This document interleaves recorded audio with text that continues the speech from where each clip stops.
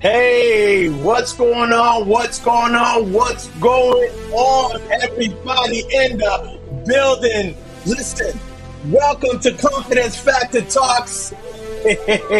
My name is Rudy LaRose, and guess what? Rudy LaRose in the building. That's right. I'm in the building today because today, I got a VIP in the building that I cannot wait for you guys to meet. Just like every Tuesday, y'all already know every Tuesday we in the building, baby. And we here tonight. So if you're watching this for the first time, welcome. If you are here on occasion, all the time, you're supporting your brothers, you're supporting your sisters. You know what? It's Saturday weekend. Up, baby. And guess what? Man, we got some entrepreneurs that's been giving us tremendous value. I can't wait to get this conversation tonight. Do me a favor while you're watching. I need you to do me a huge favor. I need you to, first of all, go to www.streamyard.com/Facebook. That's right. Go to y'all see that? That's streamyard.com/Facebook.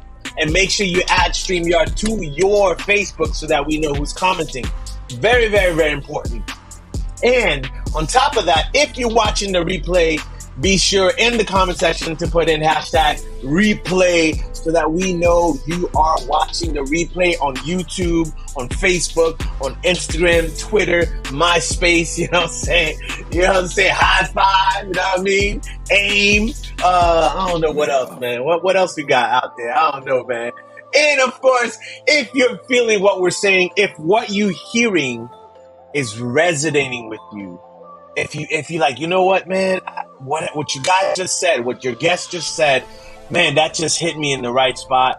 Put in hashtag heart level. All right, hashtag heart level. We'll explain later on what that means. But I'm excited to be coming into this building with my brothers on the corner right here, weighing 200 million pounds. Ladies and gentlemen, make some noise for Bobby P in the building.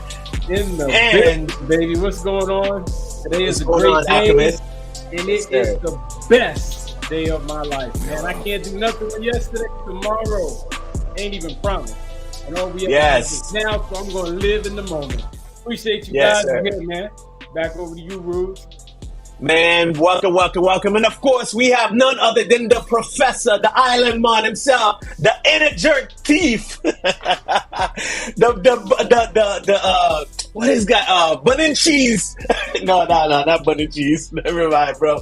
Make some noise for Derry, the professor in the building, man. What's going on, brother? Hey, you forgot the bush tea. Man. Wait, what's that? Wait a minute. What are you saying? It's all the good stuff we here to give the people tonight. That's the bush tea, right? All right. The bush tea? It's all the bush tea. Bush tea, okay. Gotcha. Now I hear you. Oh, man. Hey, listen, fellas, I'm glad to be back with you guys here on a Tuesday night.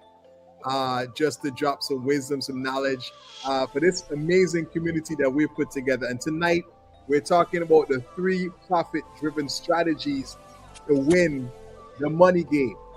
Listen, we know this is a conversation that everybody needs to be enrolled into. This is going to be a powerful conversation. If you want to learn how to win at the money game, if you want to learn the rules of the money game, the strategy so that you can win, then this is the conversation you want to join in. So you want to go ahead and share this conversation with your colleagues, your other entrepreneurs, other associates that you know. We have an amazing guest that we're bringing on tonight. As you know, we're here in Confidence Factor, and tonight is Confidence Factor Talk, where we have heart-level conversations that lead to your transformation. So it's going to be another fire show tonight. Welcome. You guys who are coming on board. Be sure to put hashtag heart level. Let us know who you are. We'd love to acknowledge you. Share with us the nuggets that you're learning from the show. We'd love to acknowledge you. We'd love to celebrate you. Here in this community, we celebrate entrepreneur-minded men.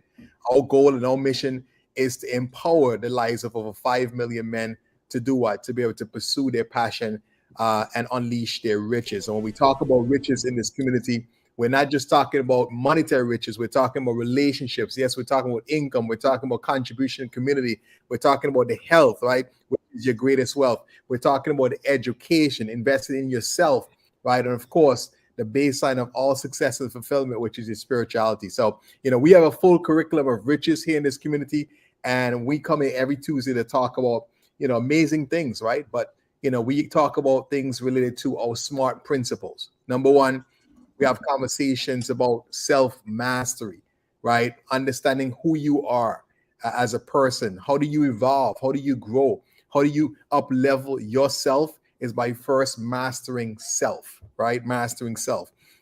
And once you have self-mastery, then you need to have a community, right? We are a community of men to support each other, to grow, and we hold each other's arms. We have, we check in with each other. We make sure that, hey, that we don't get caught by the lid. We call it the lid, right? As men are on their journey, whether they're entrepreneurs, whether they're professionals, whether you're up leveling to next level of success in your life, guess what? We oftentimes face the lid. And you may be asking, Darren, what do you mean by the lid? Well, the lid is the enemy that we men fight, because oftentimes when things happen, what do? We isolate ourselves, right? We're lonely sometimes because we feel like we're the only ones going through it. So we isolate ourselves. And then, sometimes that feeling that we don't matter creeps in, and sometimes guys check out. So we want to be able to defeat the lid by having heart level conversations and having accountability with each other. And last but not least, of course, resources and tools, right? For us to be able to build a sound life, to be able to build a business, to be able to build anything in life, we have to have the resources and the tools. That's the knowledge, the education, the resources, the information. And so we bring on guests every Tuesday to share knowledge with our guests, experts, people in the community, to just learn about how they can level up their life. So I'm excited for another conversation, because this is about winning at the money game. And here's the thing, fellas, one of the things that I came to the realization recently, and I want us to have a quick conversation about this, is I think in society, especially here in the Western world, there's this notion that oftentimes our self-worth is attached to our net worth, right? Our self-worth as an individual is attached to our net worth. And oftentimes we deal with ourselves, we have our inner agreements that's how it is, and then other people reflect back to us the truth of that statement. So what do you guys think, man? Do you guys think that's true for, in what you guys have observed?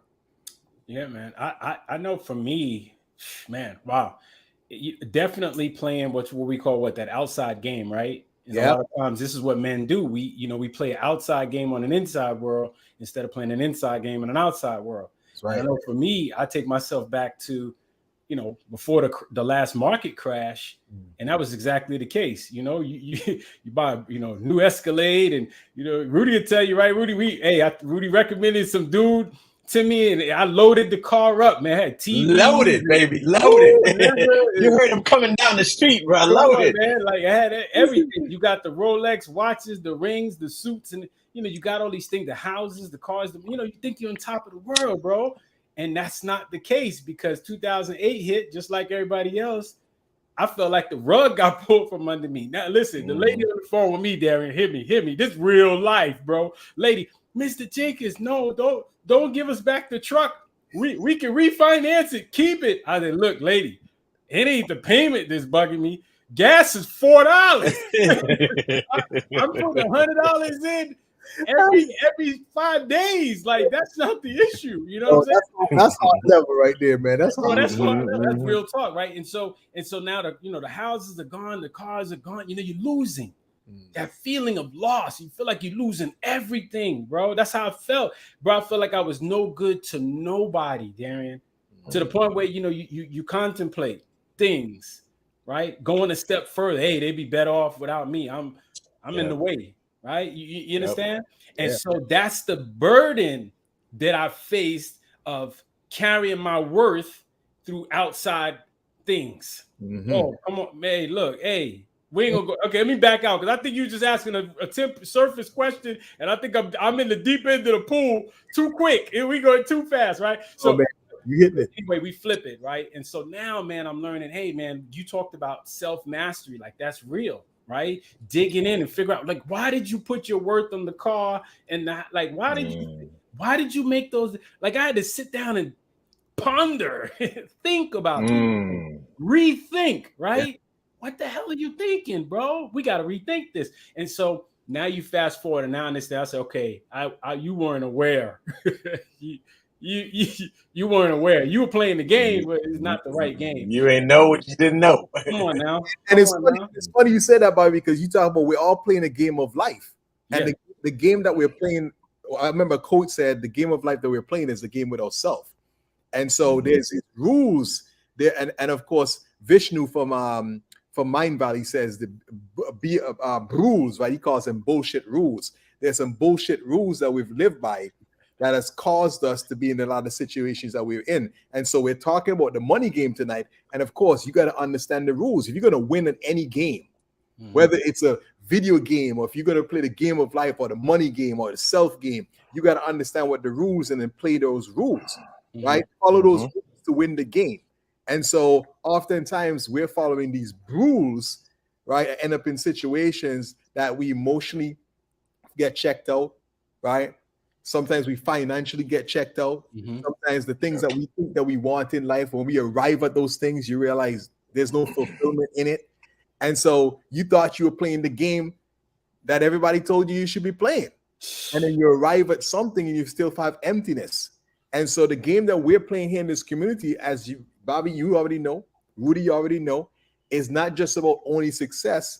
We also want to have a sense of fulfillment. We want to know that when we arrive at the things, the goals, anything that we want to attain, that we feel fulfilled in it. So we're defining a new game. We're playing a new game in this community, not just only success as a man, but also fulfillment in that success. Very, very critical.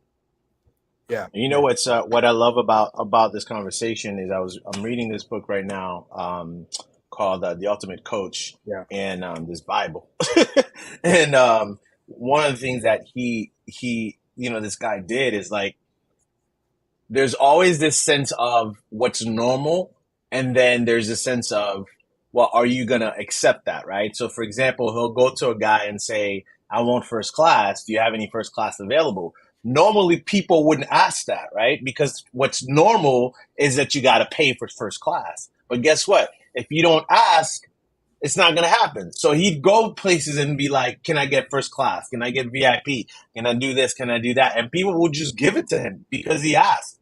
And what that reminds me of is that when you know yourself, when you're confident in who you are and you show up in a certain way, people feel that and they understand that it's not about being cocky or anything like that. But it's understanding the value that you bring into the world and understanding the value that you have for yourself, so that when you show up, not only you're paving the way for the things that you want out of life, but even people that are with you, like, man, how did he do that? Well, I asked. I simply asked, but I was able to ask because I understood the value in it all, and I think that's such a critical point there, Darren.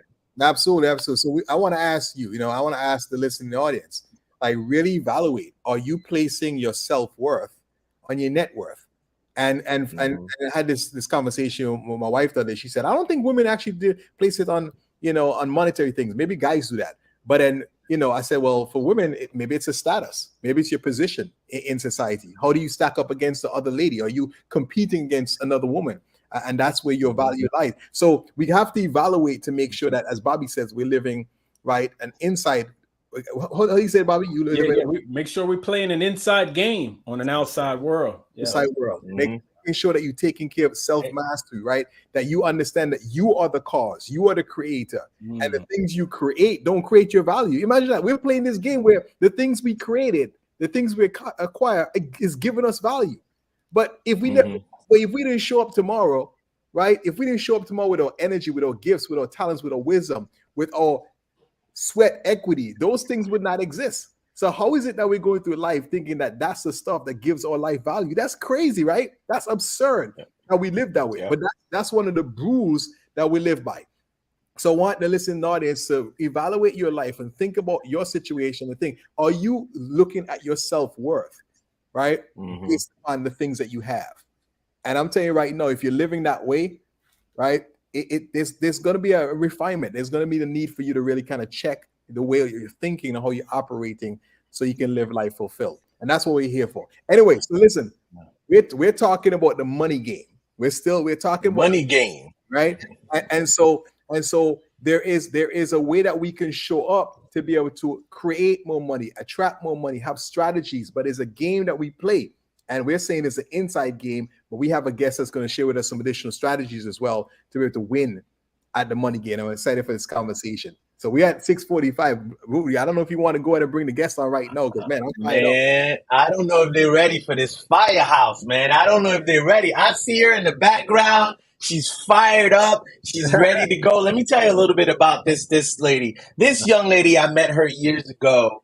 And let me tell you, you know when you meet someone that is of tremendous value in your life by the way that they show up, right? Mm-hmm. Not only that by the way that they show up, but by their consistency. And I've seen her consistency over and over and over and over again over the years, not only as a business owner, but as an entrepreneur, as a bad woman of business and money and finance. And I've seen her grow. And it's interesting to me, the conversations that her and I have in the background. I tell her all the time, I say, listen, we just need to be on a show, because a lot of times we'll talk about stuff and people don't realize, as an entrepreneur, even though she's a money lady, she deals with it too. I mean, Tasha Chen talks about it all the time. Just because I teach this stuff, it doesn't mean I don't need it. It's because I need it is the reason why I'm passionate about it. And it's because she understands money, she understands finances, she understands the growth mindset that's necessary to take you from a young woman from the streets, well, not the streets, but from Port-au-Prince, from Haiti, young woman from Haiti, all the way to the United States of America. And she's here today with us, man, to give us some tremendous value. And I couldn't be more excited to have. I can't really call her my auntie because she ain't old enough to be my auntie. So she got to be my big sis, all right? Ladies and gentlemen, make some noise for Derline Pierre-Louis in the building, indeed. In the building. What's going on? Hot level. I'll send you the check later, okay? How are you, my dear? Good evening, gentlemen, ladies and gentlemen. You guys are awesome. Awesome. Thank you. Welcome to the show. Welcome to the show. Oh my God. Whew. Rudy, that was a nice intro. Thank you, my dear. Nice Welcome to the man cave. You know, once in a while we bring the ladies in. I feel so honored.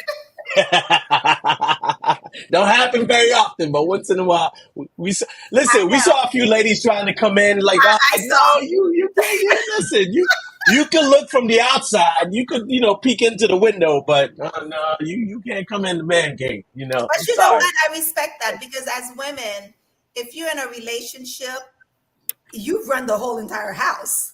Usually the guys just have not even the master bedroom. They might have half of a closet because your shoes. Yep. No. We don't get no closet. We get a little cubby hole with a little lock on it. A little. In the garage. You gotta get a little flashlight. See what's happening in your closet. Where's that shirt? Oh man. I'm so excited to have you today, Derline, because like I said, I've watched you grow and continue to grow in your community and provide tremendous resources to your community, radio, advertising, events. I mean, there's not a place that Boynton Beach doesn't have. There's not a thing Boynton Beach doesn't have. You're not a part of a resource for the community. And so I want to thank you for that. And one of the reasons I wanted to have you on the show is really to talk about your life, your journey from where you've been to where you are today. And as importantly, to talk about how us as men can listen to the wisdom of the women that are involved in finance and involved in money. Because here's what I know. There's two things about money that sometimes I didn't even understand until I got older, is that there's two sides of money. There's the paper aspect of it, right? What we see, it's like, paper. Hey, listen. It's called options. You know what I'm saying? We got options here, right? There's the paper aspect, which most people are that's what they see. But there's the energy behind it, right? There's this thing behind it where you don't see. And so a lot of times when you and I have conversations, that's what we talk about. There's the wealth mindset that you talk about a lot. And so we're going to talk about all that stuff later on the show. But I want to talk about Derline. Who is Derline? Well, thank you. Everybody's favorite radio station is WIIFM. What's in it for me? So on my show, Mind Your Business, I interview entrepreneurs and business owners, and I give them an opportunity to talk about WIIFM. And so now I have an opportunity to be on my soapbox, huh? That's right. It's all yours. So as Rudy mentioned, my name is Derline Pierre-Louis, but I was born Derline Beauplan, which means beautiful plant, as I am. I didn't know that. Listen, I'm not shy. I don't think low self-esteem exists in any inch of my body or cell or anything. But believe it or not, I wasn't always this upfront and outgoing person. I was always behind the scenes doing a lot of things. And so how Rudy and I met, I don't even remember. It's been how many decades? Wow. It's been a while. Wow. It's been a while. Rudy's specialty is IT. My specialty is money and business and being a woman and taking care of my family, but IT is not part of it. And I have a couple of friends and team members and office staff that are here, and they'll tell you, yeah. But what about me? I am one of 5 children. I've always been strong-headed. My mother said I taught her how to be a parent. Wow. We're going to have to talk about that in a minute. Wow. I don't know what no means. I need explanation as to what it means. It just, I know the way I wanted to tell you about myself is not the route it's going, but let's be real here, right? We're at what level, right? What level? Yes. It doesn't make sense to me why my mom would be in the kitchen 3 steps away from the fridge and call me from the back room to come get something out of the fridge. My other 4 siblings would be, okay, mommy, I'm coming. Me, I'm like, why? You're right there. And being from the island and Haitian, that's not a good combination. That's a no-no. We're going to leave that there. But over the years, her and I have had some heart-to-heart, and she's like, oh my God, you are so difficult. And I said, it wasn't on purpose. I just needed to, my brain was different. I needed to understand why you wanted me to do things. And I'll do them just as long as you give me an explanation, Explain to me why you want me to leave what I'm doing to come all the way to the kitchen when you're 3 steps away. So that's the way I run my business too. So I make it simple for our clients to give us the information we need so that their life could be simple. And sometimes I meet clients that say, listen, I don't even want to know all the details. Just tell me how to make the money and let's call it a day. Because I'm very detailed oriented and sometimes I give too much information. So I started doing bookkeeping and accounting work since I was like 8, 9 years old. Because my mother, when she was in Haiti, had a restaurant. She had an embroidery school. She taught girls whose parents could not afford to send them to school. So they would send them from the countryside to Port-au-Prince to work in people's houses. And so she was always inspiring them to say, listen, this is what you have to do because your family can't afford things, but you can learn a skill. You can learn a trade. So she would teach them at night how to crochet, how to do embroidery. And so she had her restaurant going when she moved here, no English. So she was starting from scratch. But my mother is such a hustler. I think she created the word, okay? Listen, she had a daycare, 5, 7, 8 kids, no daycare license, okay, in the house. She was cooking for men, who come from the island, whose wives are not here. She was cooking for them. You remember those container things that had the 4 different containers? So she oh my gosh, the metal ones. Oh my gosh. There's the metal ones, there's some plastic ones. So she would give them their breakfast in the bottom 2 and then lunch on top. some rice and beans and chicken or whatever, legume, whatever she made. So she had that business going. So this is 2 businesses already. And then she would clean houses. Mm-hmm. So where she really propelled was in the cleaning. And so she did that for 30 years. And I was managing the books. I was writing checks. And I didn't know how to do half these things. But remember, I told you guys, I don't know what no means. And if I don't know something, I go to the source. So we would go to the bank and I would sit with the banker and I would say, this checkbook is not matching what you have in the bank. How do I do this? Back then, they used to show you. And that's how I learned. I learned through bankers and then my teacher. Oh, my God, Mr. Ivy in 5th grade. Shout out to Mr. Ivy in 5th grade. Shout out to Mr. Ivy.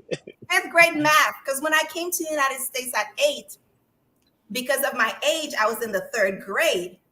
But for math, I was in 5th grade. So I was an 8-year-old with some 10, 11-year-olds, But Mr. Ivy, that I liked numbers and I liked money. I like to know how things work. So I would bring him my mom's checkbook and said, this isn't working. And so he would show me how to balance it. And guess what I started doing? Showing my sisters, showing others. So I've always been a teacher by nature. So anything I learn, I feel is not for me to keep for myself. It's for me to share with others. And so that's why my business is the way it is. That's why you and I can have long conversations about all sorts of different topics, because I like money. You like money and you like to learn. You know what I got from your one thing you said, and I wrote this down. You said you like explanations. Well, guess what? Money and wealth has explanations. Yes. Right? There's a game, and a lot of times people don't understand that there is an explanation why, quote unquote, the rich get richer, why there's certain ways, there's tax loops, there's all these different ways to be able to grow not only your business, but even from a personal standpoint, whether it's credit, whether it's like you said, balancing your checkbook, whether it's knowing how to use a credit card properly. Listen, I love the credit card game, right? Right. I absolutely love it. And so just like you said, these things have explanations. And I think a lot of times if we don't allow ourselves to learn how to be able to maneuver through those things, we can't blame the system when the system is available. Now, I'm not saying the system's all the way there, but I'm saying it's available. And if you only take the time to learn it and even connect with somebody like you, man, I can imagine how much further you can get faster as a business owner or even in your own personal finances. How do you define for me money and wealth? What does that mean to you personally? Back in the days, we used to trade an ox for sheep or for butter or for cheese. To me, that's what I see money is. I'm trading this cash, or I'm using this credit card, which is other people's money, which I love, for a service that I have a need for, or for an object that I want to purchase. Wealth is building something that is beyond you. Money is a tool. You use the money to go from point A to point B like we do with our cars. You need the money to get food on the table, to have a roof over your head. But wealth is beyond that. Wealth is leaving a legacy. Wealth is making your money work for you. It's like the what is it? The golden goose, the goose that lays the golden eggs. Yep. You don't kill the goose, because you use the eggs. You either sell the eggs, you invest the eggs, and they keep producing more baby eggs, more baby eggs, more baby eggs. That's wealth. And I like to also see it as providing some kind of value too, because I was listening to this guy. He was talking about how he used to go.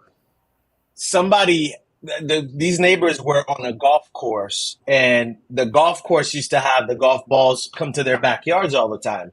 So what this kid did, he said he knocked on everybody's door and said, "Hey, listen, I'll pick up the golf balls from the back of your yard for free." And they're like, "Sure, just, come pick it up." So they would pick up the golf balls from the backyard, and they would turn around and sell the golf balls. I love this kid already. I knew where that was going. You know what I'm saying? So it's like, sometimes, here's the thing. I hear a lot of sayings about money that is not true. Like it takes money to make money. No, That's not true. no, That is not true. Or, the ones that have money are the smartest in the room. That's also not true. no. Or you have to come from a wealthy family in order to be somewhere in life. And I've so heard that one. talk to me, Darlene, in your journey when it comes to money. What are some of the things that you're finding, first of all, that is not true? And what are some things that you find that is true across the board, no matter where you come from or what spectrum you are in when it comes to money? That I gotta work hard for it. I don't Mm, like to work hard. I don't like to work hard. And that money is a tool that separates, or that I'm trying to think of where I read this, but it says money is a tool that is used for evil, and it separates the have and the have-nots. I believe mhm, we all have access to this, like you're saying. We may not have been mhm. exposed to it because not everybody has a Mr. Ivy in fifth grade. And Yeah, they don't teach yeah, that in school anymore. That's why I'm working on getting a contract with the school district to teach this, because right, they don't teach right, kids how to manage money. Adults don't know how to manage money. right, right. And so, how can we pass it on to our kids when we don't know how to do it ourselves? And so, Hmm. I've heard, the rich use money to keep us poor or to keep us down.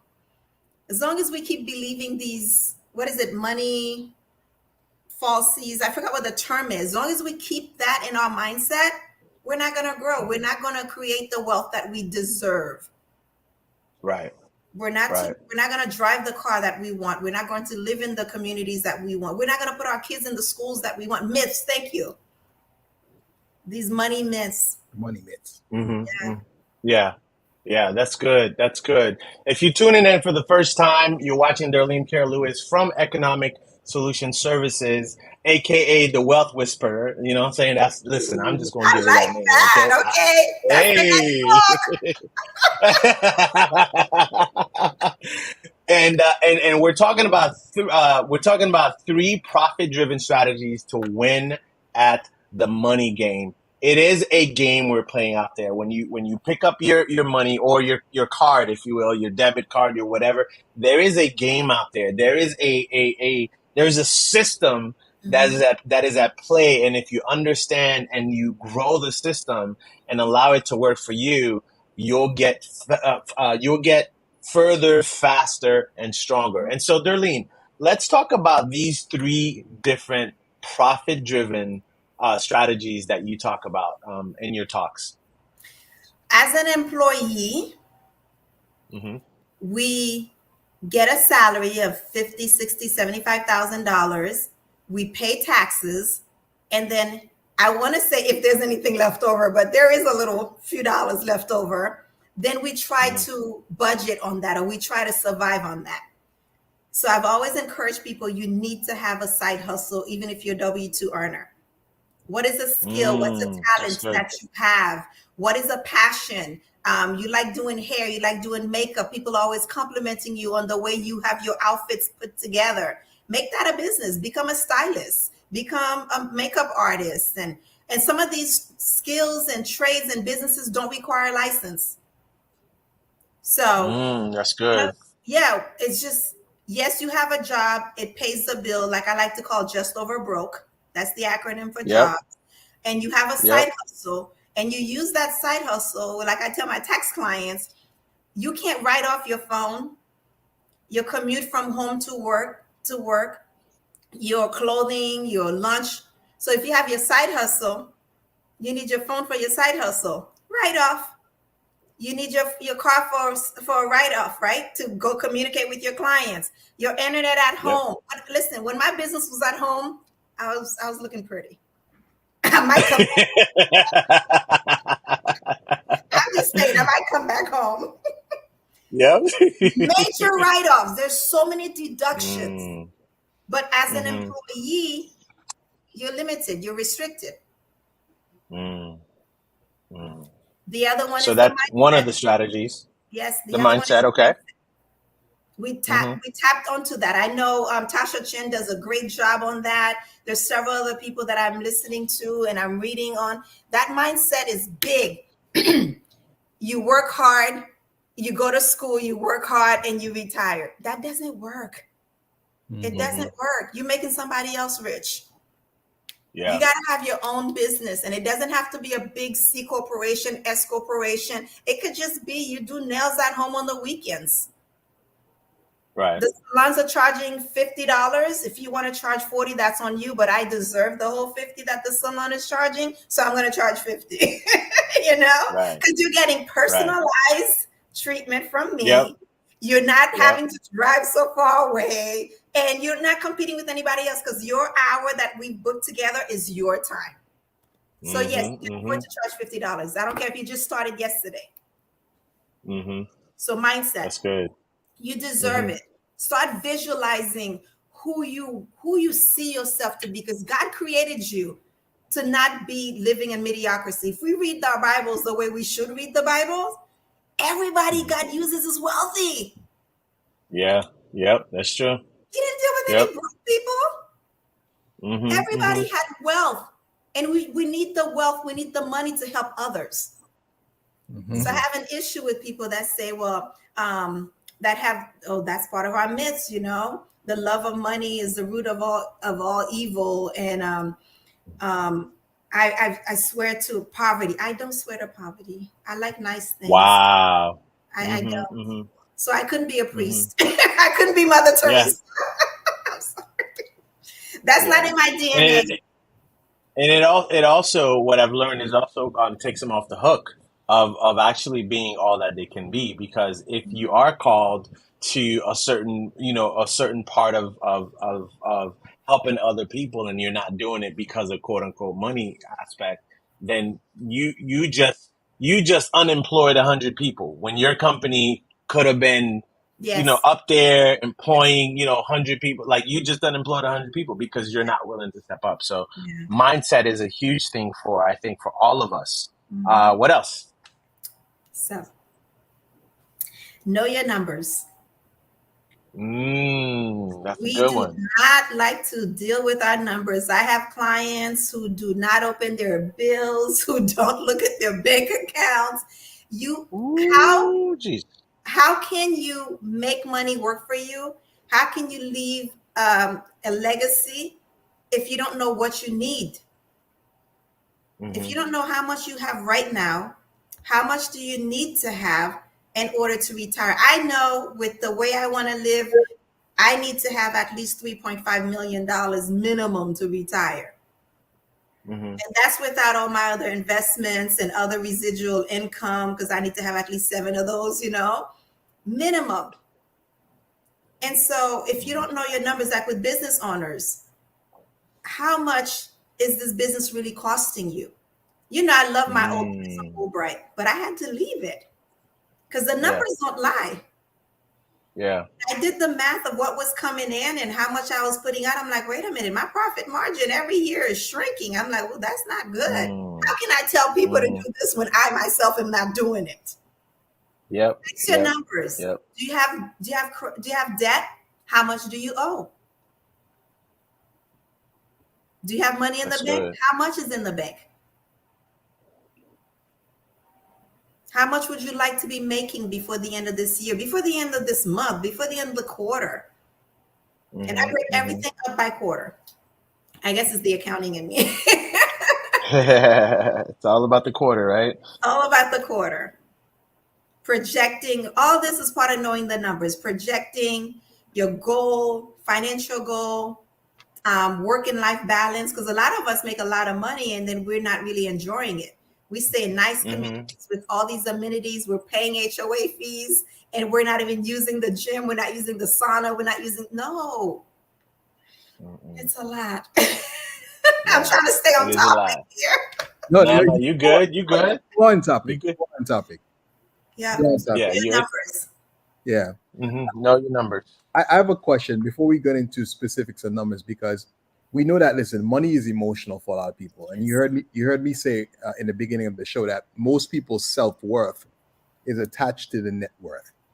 right? When I listen to you, there's clearly for you, you in yourself have a healthy relationship with self, which means that you have a healthy relationship with money. Yes. Because you understand that you are the creator of it, not it being defining you. Yes. So I heard you say something which is quite interesting, and I want to ask you why you think this is. You said that some people don't even open up their bills, right? Why do you think that is? Why do you think that people have this distant, fear? Fear. What are they afraid of? What are we afraid of? They're afraid of the reality check, that they're really going to see that they've maxed out all 5 of their credit cards, and that the credit card limit was 10,000. Now you owe 15,000 because of interest and late fee and penalties. They don't want to see that. They figure out of sight, out of mind. But the reality is you still owe that $15,000, and it's only getting bigger and bigger. Same thing too with IRS. I empower my clients to talk to IRS. I put them on the call. I don't make the call for them. I put them on the call.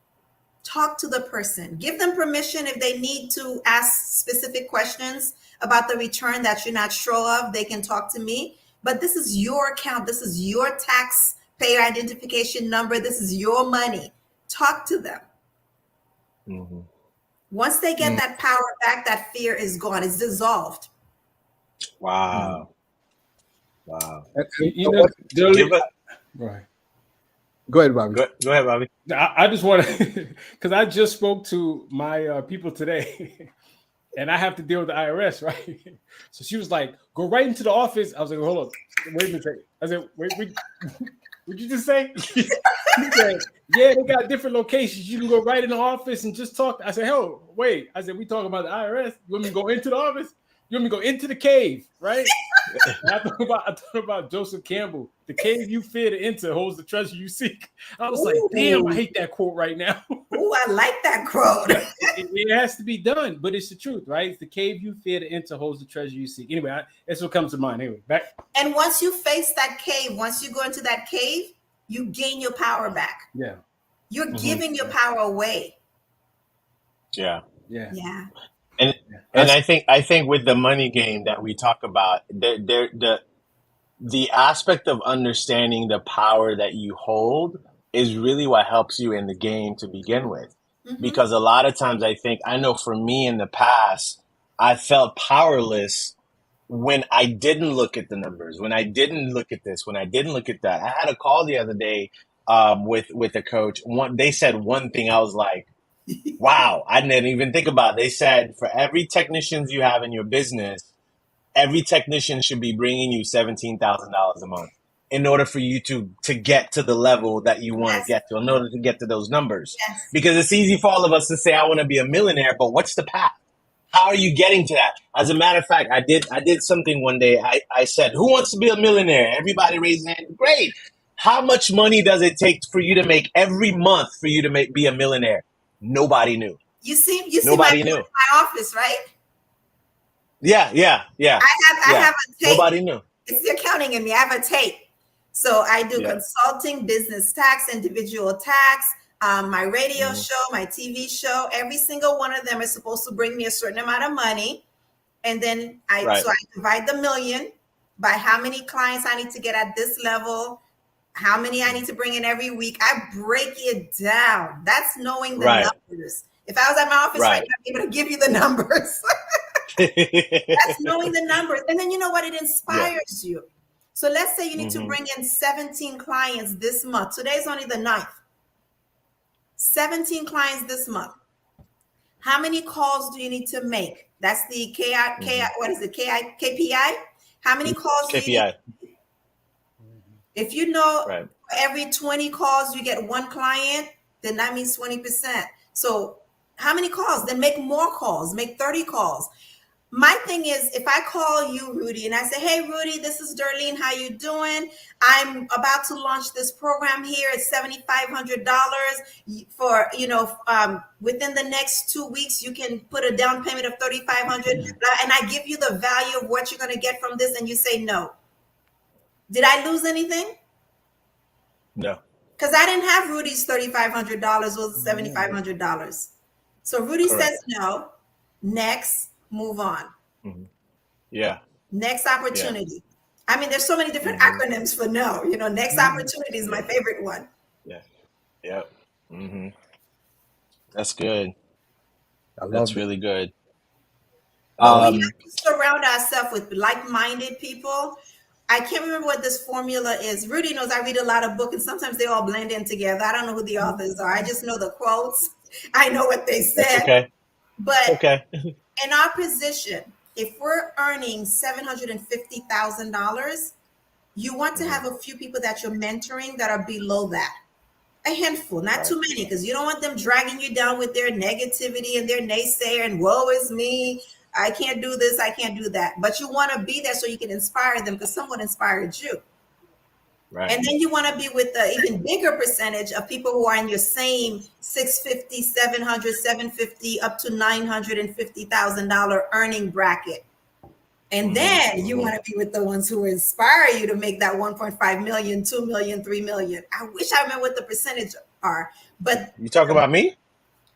so let's say for argument's sake, everything has to add up to 100. So 15% have to be below your 750 earning. 45% are at your level, right? So we got 15, 45, that's what, 60? Mm-hmm. And then the other 20, your aspiration. You talk to them, you take them out to lunch, you pay for an hour consult with them, pick their brain. I don't like to work hard. Did I say that already? You did. Someone can teach me a step that would eliminate 3-4 steps that I usually take to do something. You know how many seconds, how many minutes, how many dollars that saved me? Money loves speed. Listen, success leaves clues. These people already succeeded. Yeah. They already reached their 2.5 million or 5 million. They're billion. They're heading for the billions. And if they're giving an advice and you've checked them out, now do our due diligence. A lot of us are following a lot of people who are telling us to do a lot of crazy things, and we're cuffing off all this money, which is another reason why we have a bad relationship with money too. Is people who take us for granted, or you know, they promise to deliver a service and they take your money and they don't deliver. And so depending on how your relationship is with money, you're not going to confront them. You're not going to call them out on their contract that they made you sign. And so we have to work on all that. And all that is part of mindset. And Tasha does a good job on that. So we're going to leave that arena for her. So Derline, you shared something, and I want us to underscore that because that was tremendous value. Okay, the overarching concept is who you surround yourself with, the environments that you're in, and you broke it down. I love how you just massively broke down the numbers. Can you break that down again, please? Like the percentage of people that needs to be below, the percentage of people that you're at your level, and the percentage of people at the top. Can you break that down again for us? So this is not the exact formula. I don't remember what book I read this in, but for argument's sake, it all adds up to 100%. So if you're earning 750, and it doesn't have to be earning, if you are an accountant, if you are an IT specialist, if you are a coach, you're a consultant, you want to be around people that are like-minded, that are doing the same thing you're doing. But within the bracket, like for example, with money, because that's my thing. So if I'm earning 750, I can be around somebody who's earning 700, 650, and then I can be around somebody earning 800, 850, 900, 950, okay? Because I'm at the 750, there's still room for me within my group, my core group, to grow. But I also need to inspire others who are not in my core group. So the earners of less than 750. So the ones who are earning 400, 300. And I'm going to finish this and I'm going to say something Rudy said to me that just came to mind. So that percentage is about 15%. That's just my numbers. That's not what's in the book, but just for argument's sake. So 15%. And then in your bracket between 650 to 950 is 45. So that gives you what? 50, 60, right? Then 20%. So your aspiration, your goal has to be higher than the people you're mentoring. Because if you're giving more, it's like when you give of yourself. If you give too much of yourself, if you're not sleeping enough, if you're not taking care of yourself and you're giving too much of yourself, then you're going to be drained. So you have to have your aspiration, people you look up to that percentage to be higher than the people who you're giving to. And then, of course, the people that are at your level, even with a disparity of 50,000, 75,000, 25,000, you have wiggle room. So Rudy said to me, I don't know how many times, why are you waiting to launch this book? Why are you waiting to start this course? Why are you waiting to do this? Why are you waiting to that? He's like, picture yourself in a basement. 8 steps. You remember that? There's 8 steps to get to the door. The basement theory. In the house, right? Yep. I was on the bottom floor of the basement. I made it to the 3rd step. So there's people who are still on the bottom floor of that basement that could use the strategies and the skills that I learned to get me from the bottom floor to the 3rd step. Yep. And then there are people like Bobby, who's probably on the 7th step, that I'm looking up to that can help me get there. So Bobby's passing on to me, telling me, hey, this is what I had to do. I tiptoed and I stepped on the right foot first, then the left foot. I'm very childish, so. But he kept saying, you're waiting till you reach the door. Yep. And these people in the meantime are suffering. They're struggling. Yep. And every so often, when I want to launch this book that I've started, when I want to launch this course, listen, I'm having a meeting tomorrow in my office with somebody that's going to help me with the curriculum and everything. There you go. Chat GPT, man. Chat GPT. I listen. I just have to implement it. All right. I have information that somebody else doesn't know, that I am taking for granted, thinking everybody knows, but they don't. Basic little things like open your bills. If you don't know how to use the computer, take a notebook, write down who you owe, what's the total amount, what's the due date, organize them in due date. I wish I was in my office because I have an organizer to show you that I'm not just preaching something, I'm doing this. This is what I do. Right. So I have everything in order. I can tell you if I'm putting out more money the first 15 days of the month or the latter part of the month. Mm-hmm. If that's the case, you can call credit card companies. You can call FP&L and tell them, I need to change my due dates. Right. Because at the end of the day, what do they want? They want to get paid. Yeah. So if the 10th doesn't work for you, but the 17th work for you, guess what? They'll move it to the 17th. Yep. So these are a lot of little things that I know that I take for granted that I'm thinking, oh, everybody knows that. They know to pick up the phone. Like, I can't wait till Bobby goes to IRS. God, we're going right in. We're going right in the cave, baby. Empowered in everything. Empowered in everything. Let me tell you something about IRS. They're not a government entity. Yeah. You know that, right? Wow. Yeah. I did not know that. They're not a government entity. Darren, did you know that? Yeah.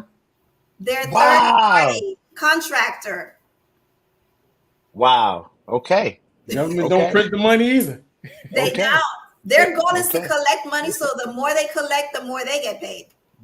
I also heard that the IRS started in the 70s. Like before that, there was that I knew, and it started because I guess because of the war or something like that, and they just decided to keep it. But before that, they're making so much money. Right. So wow, and we weren't getting refunds then. They were just keeping it and doing whatever they wanted with it. Darlene, before we go, what has been or who has been your biggest inspiration when it comes to wealth?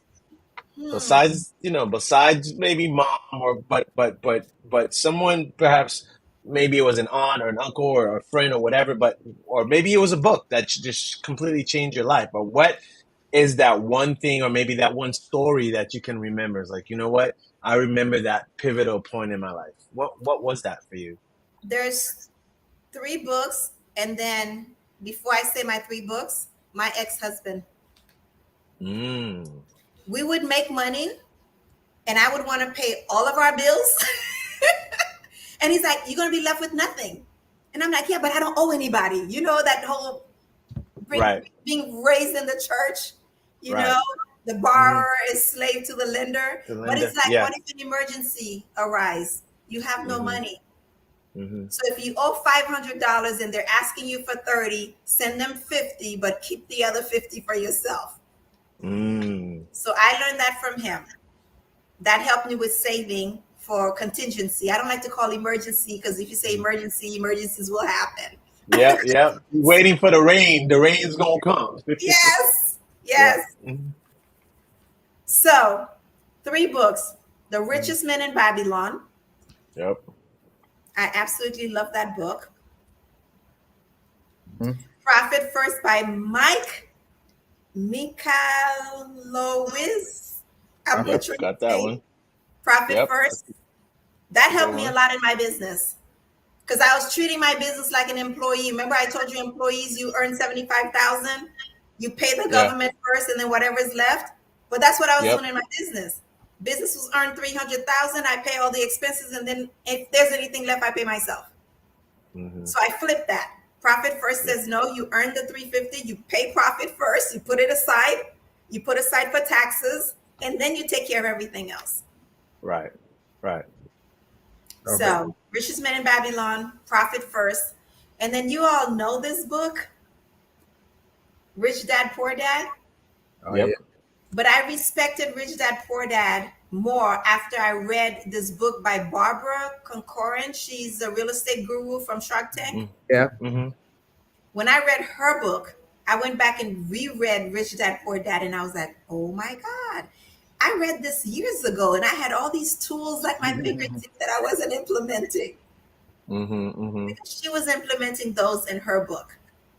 You see, so, and that's a good reminder that sometimes we may have a book idea, but the way in which we express it gives the person that aha moment, right? Give that revelation, that shift. That's beautiful. I want to ask you a question. If we have time, Rudy, for another question. This is so quick. Last one. Because otherwise I will keep her for the rest of the night. She knows it. So while we have you here, so, one of the things you talked about, first of all, is, if you have a job, start a side hustle, because there's clearly a lot of tax benefits and implications as a result of that. So what if you do own a business, you work out of your home, and let's say you just did renovations at your house. I heard that you could actually write out some renovations. If let's say you have a dedicated room that you use specifically for your office, and let's say it's about 500, 600 square foot, but then your renovations for your house was about, maybe $60,000. So is that portion of that eligible for some sort of write-off? Yes. Let's say you live in Orlando and you're in this renovation. So bad. You are so bad. So the formula is a flat 5%, or you do the square footage test. I like the square footage because it gives you more. So if it's 600 square foot, divided into your total house square footage, whatever that percentage is, you get to deduct the percentage of the renovation. Now, did the renovation include that room that you have designated? Okay, because it has to. Yes, it did. That room has to be a part. You can't renovate the bathroom, but leave that. Hypothetically, if a person did that, we're asking for a friend. Yes, so that's a nice master bedroom over there, but so you're saying the formula was take the square foot of the house, divide it by take the square footage of the space you use. Of the space. Divide it into the total square footage of the house. That gives you a percentage. Got you. And then that percentage you deduct from the renovation. Remember, I told you guys when I worked from home, I loved it. I deducted water, light. Listen, from January to April, when clients were coming to my house, toilet paper, paper towel, bottled water. Listen, I can see the ants coming in with the suitcase. Say, okay, you can deduct us too. Well, if they came in, I don't allow anybody to live in my house for free. So if ants came in, I have to get an exterminator. That's what I'm saying. That's what I'm saying. I'm not but I'm a marketer, so I'm thinking about like your business. I'm sure you have like a checklist of things that you give away to people that says, here are the categories of deductions potentially that you can offer. Do you have something like that in place that people can? I will. There you go. That could be. You know what? I actually do have a bunch of resources. They're just not positioned where I can give them away. So when I do a consult with a client, there's a whole checklist that I have. And so after being reamed by Rudy on several occasions, it's happening tomorrow. I'm having a meeting, official meeting, and it's happening tomorrow. Very She's good. even going to create an Etsy page for me and a Pinterest. I'm like, oh Lord, somebody else has to manage all that stuff. That's right. That's right. That's right. Yeah, but for now, I can give up a percentage of my services because a lot of people want to start a business. They don't know where to begin. So I did a Facebook Live last Wednesday and I gave tips on websites they can go to. So I'm not always looking to make money off my consultation because I'd rather give you resources. But if you need my help and you can't do it yourself, then you come my way. So SBA.gov has great resources. You go to SBA.gov and you search how to start a business. In fact, it's on their first page. As soon as you type SBA.gov, it's right there.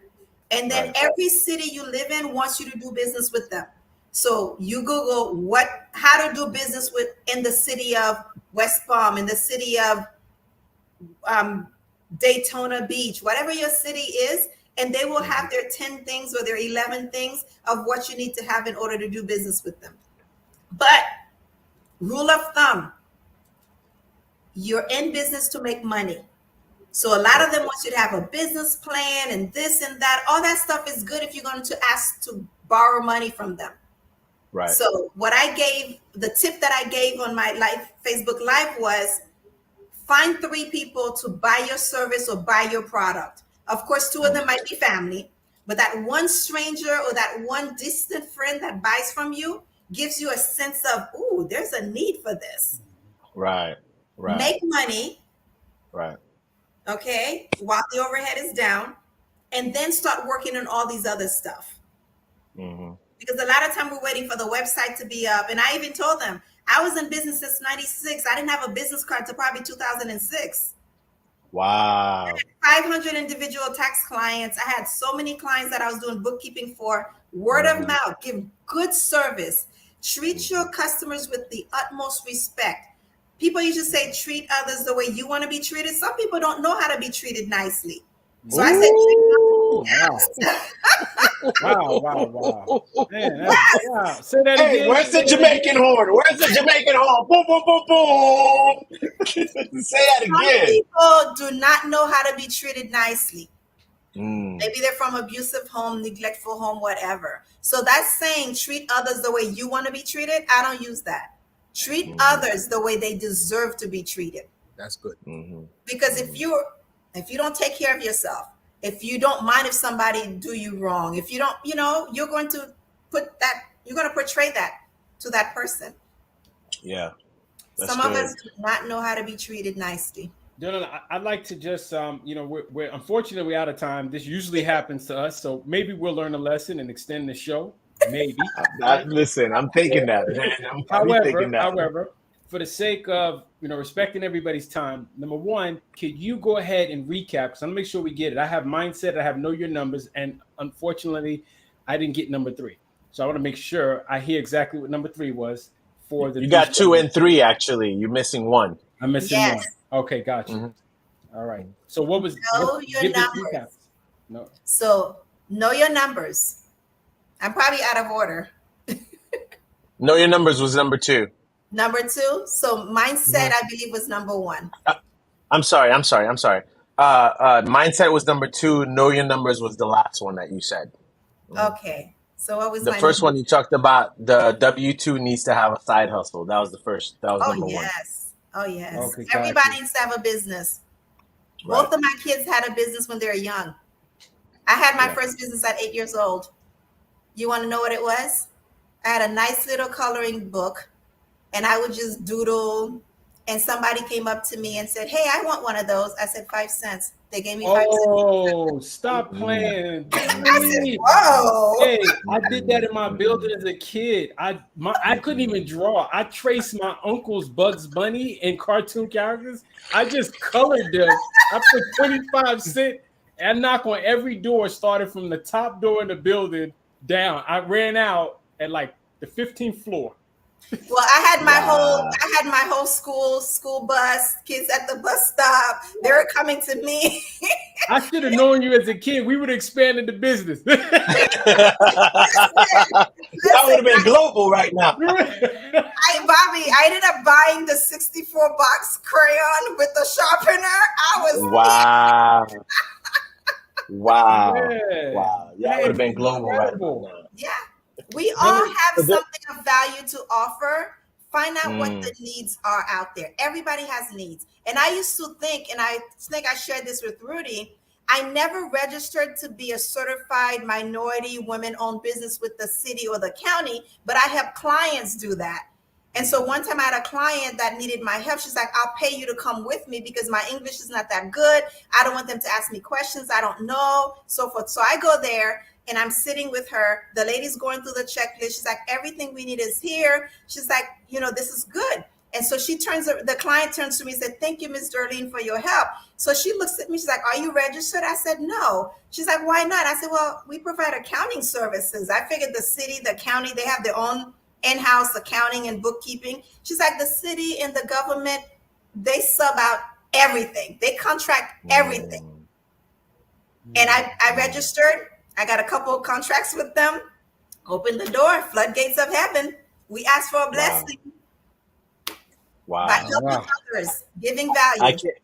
I can't wait for the book. I can't wait for the course. I can't wait for the movie. You know what I'm saying? Okay, Rudy, I see you.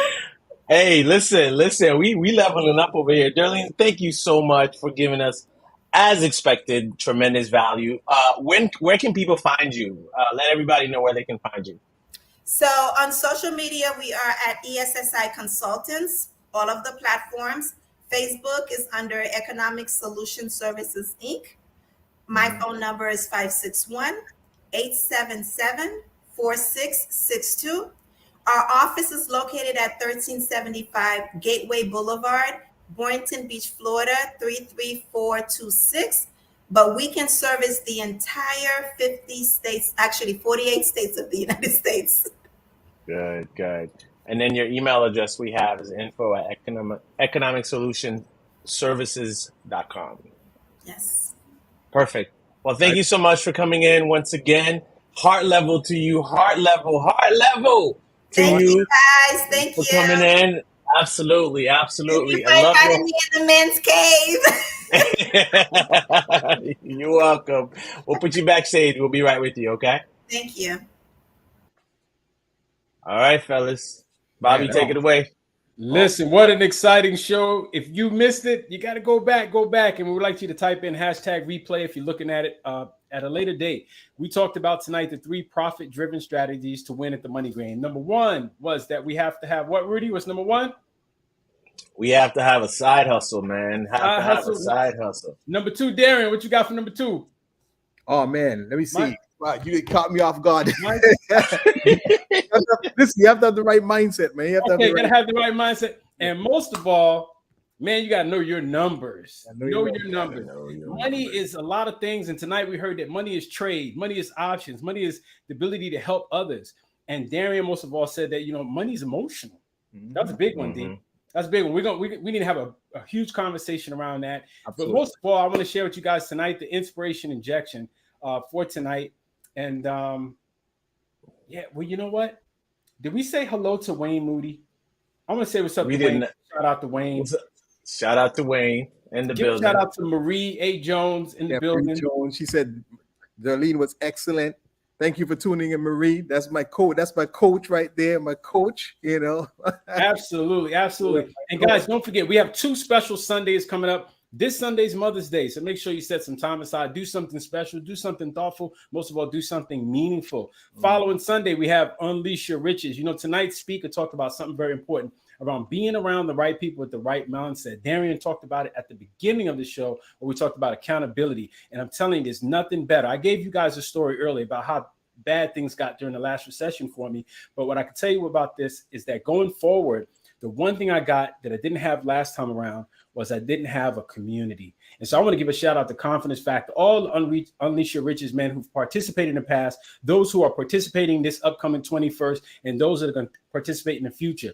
And I think it's mutual. Listen, we need you as much as you need us. We need that accountability. We need that mastermind. We all have something that we can trade. And we know trade is what? Money.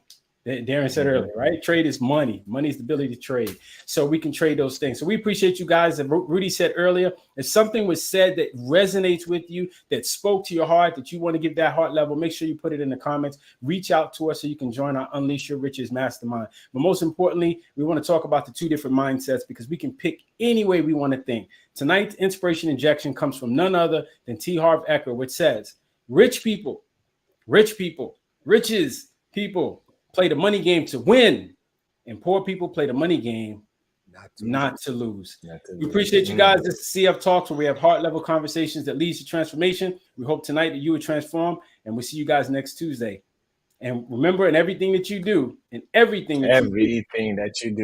make sure you keep it heart level. Heart level. See you guys next week.